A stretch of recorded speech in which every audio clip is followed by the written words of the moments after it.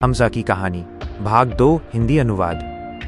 तो पहले भाग में हमने हमजा के भीतर की उस आग को देखा जिसने पूरे लयारी को जलाकर रख दिया। लेकिन वो आग कैसे लगी थी और वो किस दुख और गुस्से को दबाए हुए है वो हम इस भाग में देखेंगे। कहानी शुरू होती है हमजा यानी जसकीरात के अतीत से, जहां वो अपने परिवार के साथ तस्वीरें खिंचवा रहा है क्योंकि उसे सेना में नौकरी मिल गई है और वो प्रशिक्षण के लिए जा रहा है। पूरा परिवार बहुत खुश है। यहाँ उसकी बहन, उसके माता पिता और उसका दोस्त पिंडा हमें दिखाई देते हैं। अब कहानी यहाँ से कुछ दिन आगे बढ़ती है और हम जसकीरात और पिंडा को देखते हैं जो यूपी के एक राजनेता के पास हैं। यह राजनेता पाउडर का धंधा करता है और यहाँ पिंडा के पिता के साथ उसके अच्छे संबंध हैं, इसलिए वो उनसे कुछ पाउडर लेने आया है। और इस राजनेता का नाम आतिफ अहमद है। आतिफ पिंडा से पूछता है कि तुम्हारे साथ ये लड़का कौन है। तब वो बताता है कि ये मेरा दोस्त है और सेना में है। ये सुनकर आतिफ हंसने लगता है। यहाँ पिंडा आतिफ से कुछ हथियार भी ले लेता है। क्यों, वो आप बाद में जान पाएंगे। यहाँ से दोनों सीधे अपने गांव की ओर रवाना होते हैं और एक घर के सामने आकर रुकते हैं। दोनों की आंखों में हमें खून दिखता है, जैसे वे कोई गहरा रहस्य छुपाए हुए हों। पिंडा पूछता है, एक बार फिर सोच ले, क्या यही एकमात्र रास्ता है? पिंडा कहता है कि यार, मेरा सपना था तुझे वर्दी में देखूं, लेकिन जसकीरात कहता है कि भगवान ने चाहा तो मैं वर्दी अगले जन्म में पहनूंगा, लेकिन इस जन्म में मुझे परिवार को देखना है। और वो उससे बंदूक लेकर सीधे उस घर में घुस जाता है और एक व्यक्ति से पूछता है कि मेरी बहन कहाँ है। वह आदमी उसे बताता है कि नीचे है। जसी बार बार उससे पूछता है, लेकिन वह उसे गुमराह करने की कोशिश कर रहा था। तभी जसी उसे गोली मार देता है और यहाँ से शुरू होता है मौत का नंगा नाच। ऐसा लगता है जैसे जसी के भीतर कोई शैतान घुस गया है। वो एक एक करके सबको मारने लगता है और सबसे पूछता है कि मेरी बहन कहाँ है, और इस तरह वो पूरे परिवार को अकेले ख़त्म कर देता है। लेकिन आखिरी आदमी उसे बताता है कि उसकी बहन टिल्लू पंप वाली कोठी में है।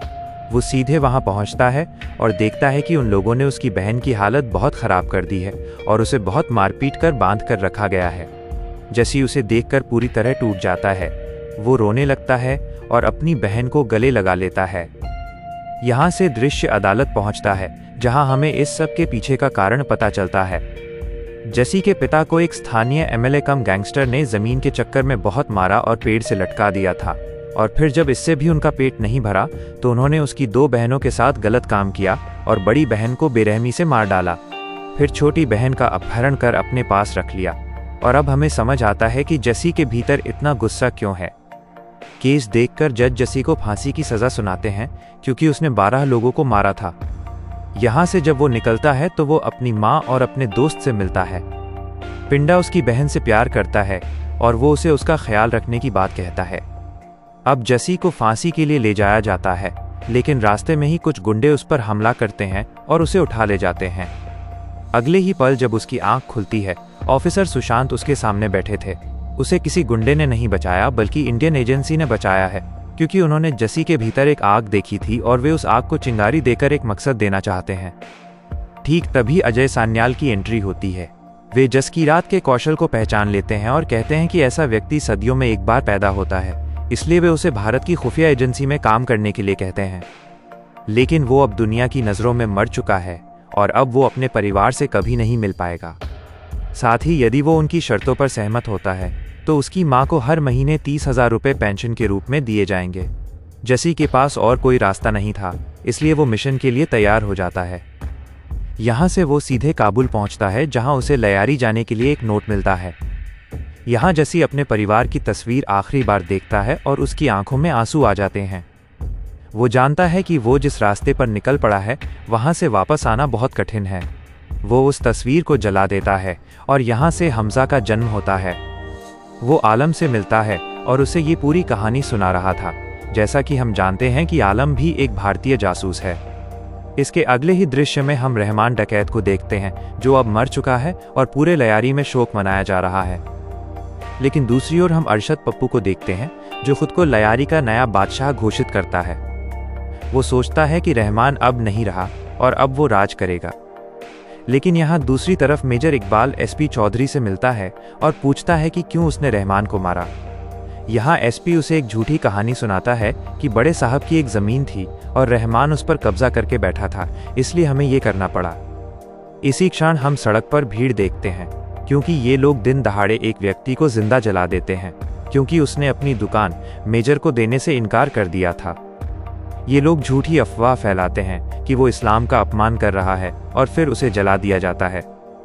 कहानी अब उज़ैर बलोच की ओर मुड़ती है, जो अपने भाई की मौत के बाद अब पूरी तरह पागल हो गया है। वो किसी भी तरह एसपी चौधरी को मारना चाहता है। उसे चौधरी का कटा हुआ सिर चाहिए। लेकिन हमजा समझाता है कि चौधरी के आसपास रेंजर्स घूमते हैं और चौधरी से पहले हमें अरशद पप्पू को सबक सिखाना होगा, क्योंकि उसी ने रहमान के बारे में खबर एसपी को दी थी। और इसे साबित करने के लिए हमजा रिजवान को बुलाता है, जो एक और भारतीय जासूस है और अब अरशद पप्पू के गैंग में था। उसकी बात सुनकर उज़ैर को यकीन हो जाता है कि हाँ, अरशद पप्पू इस सब में शामिल है। और यहाँ से शुरू होता है लयारी गैंग वॉर। एक तरफ उज़ैर बलोच, दूसरी तरफ अरशद पप्पू। यह लड़ाई काफ़ी समय तक चलती है। इसका फ़ायदा उठाकर हमजा अरशद पप्पू का गैंग ख़त्म करना चाहता है, लेकिन अरशद पप्पू किसी के हाथ नहीं आ रहा है। ठीक यहाँ हमजा एक तरकीब देता है कि पूरे लयारी को जला दो, अरशद खुद बाहर आएगा। इसलिए अब हर तरफ तबाही शुरू होती है और अरशद डरकर सीधे जमील को फ़ोन करता है। जमील कहता है कि अब तुम्हें वहाँ से किसी भी तरह निकलकर मेरी दूध की फैक्ट्री में पहुँचना होगा, फिर वहाँ से मैं तुम्हें बचाऊंगा।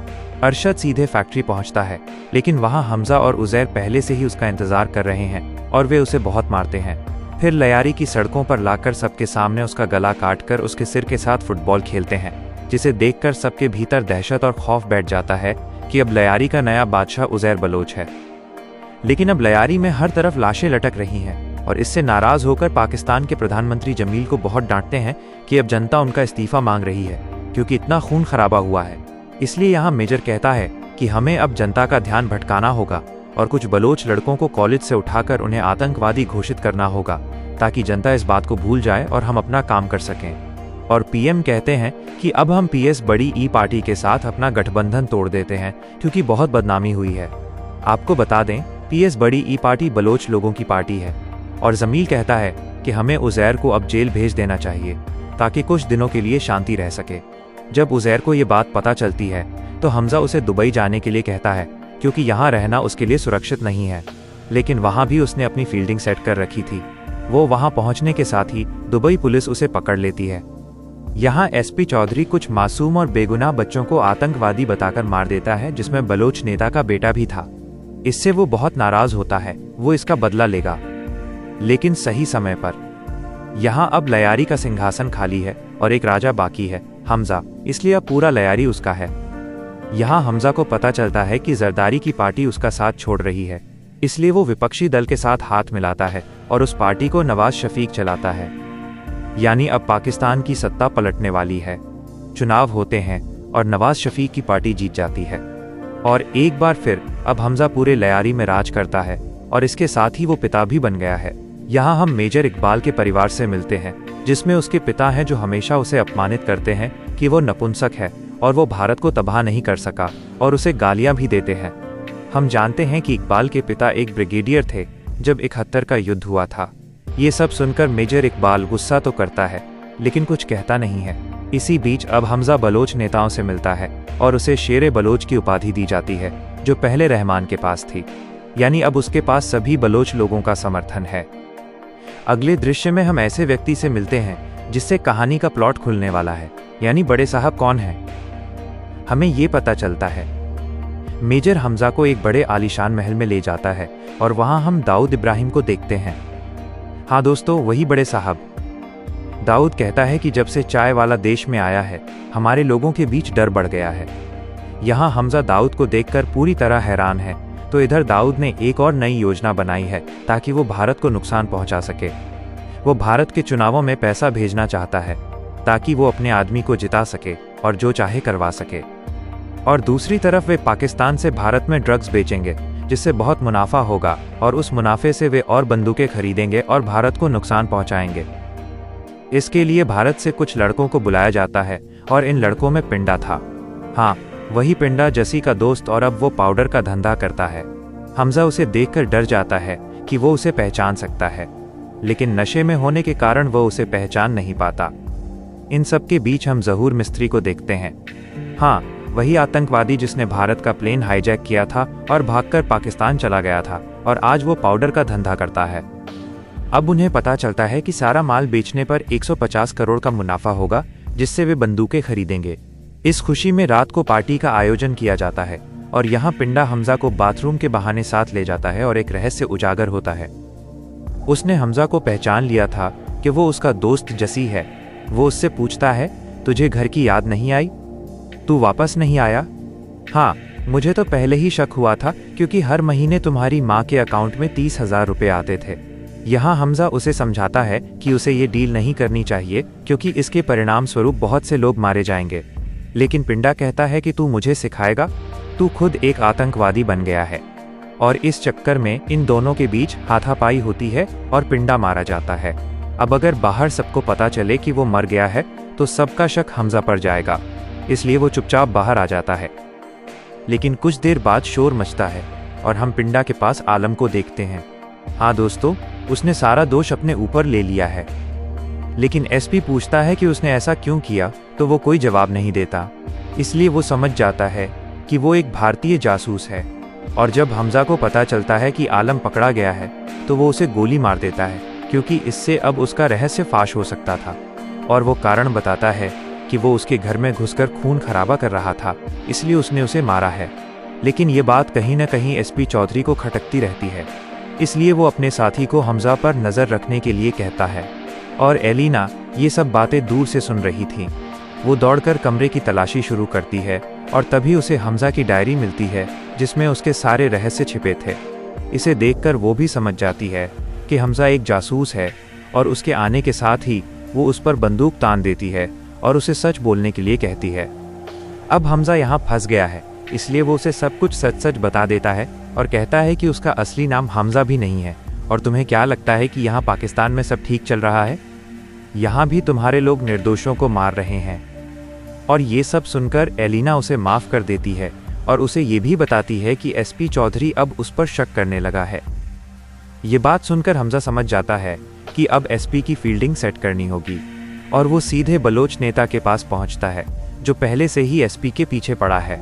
वो उसे पूरी योजना बताता है कि कल उज़ैर बलोच पाकिस्तान वापस आ रहा है और एसपी उसे मारने वाला है। इस बहाने हम उसे सड़क पर बम से उड़ा देंगे। अगला दिन आता है और एसपी के पास हमजा का फ़ोन आता है। वो उसे बताता है कि जिस रास्ते से आप जा रहे हैं वहाँ कुछ बलोच लड़के खड़े हैं, इसलिए आप दूसरे रास्ते से जाएं। लेकिन एसपी पहले से जानता है कि हमजा उसकी फील्डिंग सेट करने वाला है, इसलिए वो अपनी जगह एक जूनियर को भेजता है और ख़ुद किसी और रास्ते से निकल जाता है। लेकिन वो भूल गया कि हमजा उसका भी बाप है। वो गाड़ी लेकर निकलने के साथ ही एक लड़का उसका पीछा करने लगता है, और जैसे ही वो हाईवे पर पहुंचता है वो उसकी गाड़ी को टक्कर मारता है, जिससे एक बड़ा विस्फोट होता है और एसपी चौधरी का अंत हो जाता है। यानी एक और पत्ता साफ हो गया है। एसपी की मौत से सब दुखी थे, खासकर उसका जूनियर जिसे उसने हमजा के पीछे लगाया था, और वो अब अपनी जांच और तेज कर देता है। इधर उज़ैर बलोच पाकिस्तान वापस आ गया है और उसे 12 साल की सज़ा सुनाई जाती है, और हमजा उसे कहता है कि उसे कुछ दिनों का समय चाहिए, फिर वो उसे बाहर निकाल लाएगा।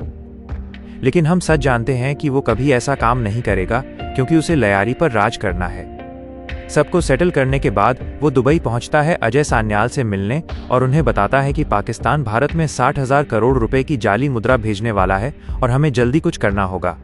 अजय सान्याल समझ जाते हैं कि कुछ नहीं किया तो भारत में तबाही मच जाएगी। और ठीक इसके अगले ही दृश्य में हम देखते हैं कि भारत में 500 और 1,000 रुपए के नोट बंद कर दिए गए हैं। और ये देखकर मेजर इकबाल पागल हो जाता है, क्योंकि उनका मिशन अब विफल हो गया है। उन्होंने जो मुद्रा छापी है वो अब बेकार है। और ये देखकर जावेद व्यापारी, जिसने ये नोट छापे थे, वो अब पागल हो गया है।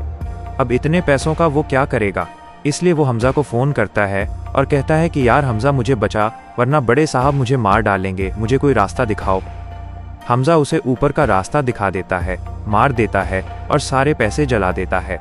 इधर भारत में आतिफ अहमद जेल जाता है, क्योंकि उसने बहुत सारे गलत काम किए थे। ठीक इसके अगले ही पल हमजा अब पूरी तरह स्वतंत्र है। पाकिस्तान में मौजूद जितने भी लोग हैं और जिन्होंने भारत के खिलाफ कोई आतंकवादी साजिश की है, वो उन सबको मारना शुरू करता है। एक एक करके पाकिस्तान में सब जगह आतंकवादियों के बीच खौफ फैल जाता है, और अंत में वो उसी ज़हूर मिस्त्री के पास पहुंचता है और उसे भी मौत की नींद सुला देता है। ये सब देखकर दाऊद भी आग बबूला हो गया है और वो मेजर और हमजा को बुलाता है। वो कहता है कि पता लगाओ ये कौन कर रहा है, और साथ ही कुछ आतंकवादियों को भारत भेजने की बात भी करता है।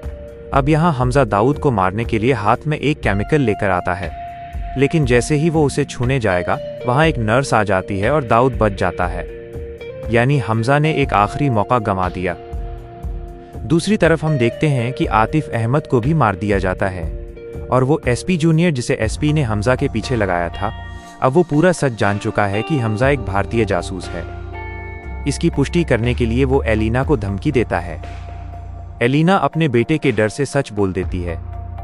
अब वो जूनियर सीधे मेजर इकबाल को फोन करता है।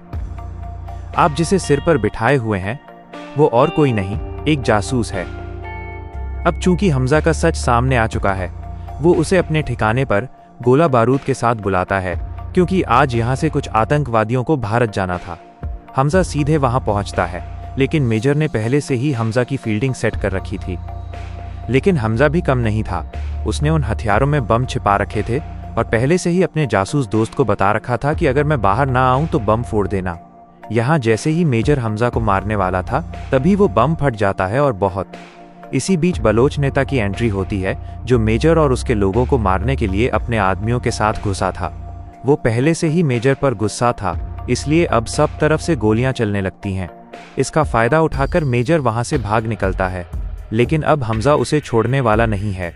वो उसके पीछे भागता है, लेकिन अब मेजर हमजा को बहुत मारता है और कहता है कि अब हम दिल्ली को भी इस्लामाबाद बनाएंगे और तुम्हारे देश को तबाह कर देंगे। अब ये बात सुनकर जैसे हमजा पागल हो गया है और वो चैन उठाकर उसका पैर ही काट देता है और फिर उसे खींचकर पेट्रोल टैंक से बांध देता है। और अभी भी मेजर का अहंकार नहीं गया है, इसलिए हमजा उसे जिंदा जला देता है। इसके बाद वो सीधे एलिना को फ़ोन करता है और कहता है कि उसकी कहानी बस इतनी ही थी। वह उससे माफ़ी मांगता है और एक आखिरी विदाई देकर फ़ोन काट देता है। लेकिन ठीक तभी आईएसआई की एंट्री होती है और अब वे हमजा को पकड़ लेते हैं। वे उसे बहुत प्रताड़ित करते हैं और पूछते हैं कि तेरे बाकी एजेंट कहाँ हैं, लेकिन हमजा मुंह नहीं खोलता। लेकिन इसी क्षण आईएसआई प्रमुख के पास अजय सान्याल का फ़ोन आता है और वे हमजा को छोड़ने की बात कहते हैं। लेकिन आईएसआई के लोग उसे छोड़ने वाले नहीं हैं और अब वे दुनिया के सामने कहेंगे कि उन्होंने एक भारतीय एजेंट पकड़ा है जो भारत की बदनामी करेगा। इसलिए यहाँ अजय सान्याल अपनी चाल चलते हैं। वे आईएसआई प्रमुख के पास एक वीडियो भेजते हैं। वीडियो में प्रमुख इजरायली मंत्रियों से मिलने गया था और पैसों के बदले उन्हें कुछ जानकारी दे रहा था। लेकिन ठीक इसी समय इजरायलियों ने ये मीटिंग गुप्त रूप से रिकॉर्ड कर ली थी, और अब अगर यह वीडियो बाहर आता है तो पूरा पाकिस्तान आईएसआई प्रमुख के पीछे पड़ जाएगा, क्योंकि पाकिस्तान इजराइल को दुश्मन मानता है और वे उसकी पत्नी और बच्चों को भी जिंदा जला देंगे। इस डर से प्रमुख हमजा को छोड़ देता है। लेकिन एक बड़ा सवाल कि अगर हमजा को छोड़ता है तो उसकी जगह किसी और को पकड़ना होगा, ताकि वे जनता को दिखा सकें कि उन्होंने जासूस पकड़ा है। इसलिए हमजा कहता है कि तुम उज़ैर पर सारा दोष मढ़ सकते हो और उसे जासूस बना दो। यानी अब उज़ैर फंस गया है। इधर जब हमजा सीमा पर वापस आता है तो उसे एक बहुत बड़ा सरप्राइज मिलता है। उसे वापस भेजने के लिए एक बहुत पुराना भारतीय जासूस आया था, और ये और कोई नहीं, जमील था। लयारी का वही जमील बताता है कि वो 40 साल पहले पाकिस्तान आया था और उसे यहाँ की राजनीति में घुसने के लिए भेजा गया था। साथ ही उसने जब दाऊद को देखा था तभी उसे मारने की सोची थी, लेकिन मारने से ज्यादा जरूरी उसे तड़पाना है। इसलिए मैंने उसे वही केमिकल दिया है जो तुम देने जा रहे थे। उस केमिकल से पहले उसे फूड पॉइजनिंग होगी, फिर धीरे धीरे उसके सारे अंग काम करना बंद कर देंगे, और उसने ये काम 40 साल पहले ही कर रखा था। खैर, अब यहाँ से हमजा यानी जसी सीधे भारत पहुँचता है और सीधे अजय सान्याल से मिलता है। वो उन्हें धन्यवाद देता है कि उसने देश के लिए बहुत कुछ कुर्बान किया है और वो हमेशा उसके लिए तैयार रहेगा, और उसे होटल में रुकने की बात कहता है। लेकिन कुछ ही देर बाद पता चलता है कि जसी वहाँ नहीं है, क्योंकि वो अपने गांव अपने परिवार से मिलने निकल पड़ा है। वो सीधे अपने घर के सामने पहुँचता है और अपनी माँ और बहन को देखता है। उन्हें देखकर उसकी आंखों में आंसू आ जाते हैं, लेकिन वो अपने कदम रोक लेता है, क्योंकि उसके देश के प्रति कर्तव्य पहले आता है। वह जानता है कि यदि वह उनसे मिलता है तो वो वापस नहीं जा पाएगा। इसी वजह से वो यहाँ से अपने कदम पीछे खींच लेता है। और ये दृश्य हमें दिखाता है कि कैसे एक जासूस अपना सब कुछ छोड़कर केवल अपने देश को प्राथमिकता देता है। इसी के साथ कहानी यही